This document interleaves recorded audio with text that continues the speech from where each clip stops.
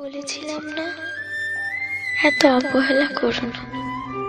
কখন হারিয়ে ফেলবে আমায় নিজেও জানতে পারবে না। অনেক অপেক্ষা করেছে তোমার, কিন্তু তোমার অবহেলা কমেনি। ভালো থেকো, ভয় নেই। সম্পর্কের দোহাই দেব না, কোনো জোরও করবো না। ইচ্ছে হলে SMS দিও, না হলে না দিও। তবে আগের মতো হয়তো আমাকে আর পাবে না। সবকিছু বাদ দিয়ে তোমায় নিয়েই ভাবো। কিন্তু অবহেলার মাত্রা এত পরিমাণ হয়ে গেছে যে আমার অসীম ভালোবাসা হারিয়ে ফেললাম। ভালো থেকো, বেশি খারাপ লাগলেই চলে যেতে পারো, আটকে রাখবো না। অবশ্য এখন আমার থাকা আর না থাকাতে তোমার কিচ্ছু যায় আসে না।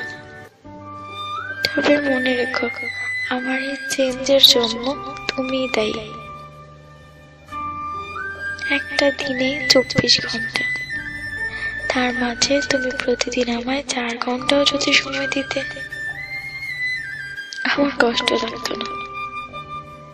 আরে আমি তো 4 মিনিটেও খুশি থাকতাম, তাও তোমার কাছে ছিল না।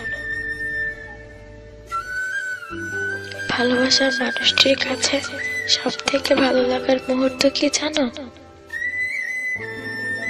যখন তার ভালোবাসার মানুষটি তার সাথে থাকে, কিংবা তাকে দূর থেকেও একটু সময় দেয়। আমি হয়তো নিজেকে অনেকটা পরিবর্তন করেছিলাম শুধু তোমার ভালোবাসার দিকে তাকিয়ে, কিন্তু সেই ভালোবাসা যে এত তাড়াতাড়ি কমে যাবে বুঝতে পারিনি। ঘন্টার পর ঘন্টা SMS কিংবা কল দিতে বলি না, সপ্তাহে কিংবা মাসে একবার দেখাও করতে চাই না। শুধু চাই যখন তোমায় মনে পড়বে বুঝতে পারবো তুমি আছো। একটা কথা কি জানো, অবহেলার মাত্রাটা যখন বেড়ে যায় তখন ভালোবাসার ইচ্ছাটাও দিন দিন হারিয়ে যায়। আমিও নিজেকে গুটিয়ে নিয়েছি, চিন্তা করে ফেলেছি তুমি দূরে থাকতে চাও। তবে আমি কেন জোর করব? তুমি আসার আগেও আমি একা ছিলাম, এখনো একা থাকতে পারবো। হয়তো মাঝে স্মৃতিগুলি একটু কষ্ট দিবে, এর বেশি কিছুই না।